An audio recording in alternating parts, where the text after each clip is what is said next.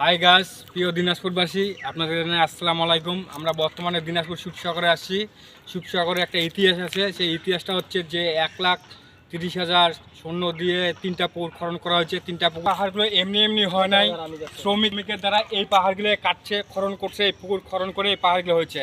এই খননের মধ্যে একটা ইতিহাস আছে। সেই ইতিহাস হচ্ছে এখানকার সেনা চাষ করার জন্য পানি পাইতো না। এই পানি না পাওয়ার কারণে চাষবাস হতো না। এই কারণে এই পুকুর খনন করছে। পুকুর খনন করার পরে এই পাহাড়গুলো হচ্ছে। এই পাহাড় কষ্টর বিনিময় হয়েছে, নিয়ে আসছে। এই নিয়ে আসার কারণে তারপরে নাম দেওয়া হচ্ছে সুখসাগর, মানে সুখকে বিসর্জন দিয়ে তারপর সাগর তৈরি করছে। এই সেই সাগর কাটে, পিছনে দেখেন আপনাদের পিছনে সাগর আছে। সাগরে মাটি কাটে খনন করে এখানে পাহাড় বানানো হচ্ছে। পাহাড় চারদিকে পাহাড় আছে, আরও 2টা পাহাড় আছে। একটা হচ্ছে মাথা সাগর, একটা হচ্ছে আর কিছু 2টা পাহাড় আছে। বাকি 2টা পাহাড় আমরা নেক্সটে নিয়ে যাব। আসসালামু আলাইকুম, আপনাদের জানাই শুভেচ্ছা এবং অভিনন্দন। আসসালামু আলাইকুম রহমতুল্লাহি ওয়া বারাকাতুহু। বর্তমানে এই পাহাড় থেকে আমার এখান থেকে ইতি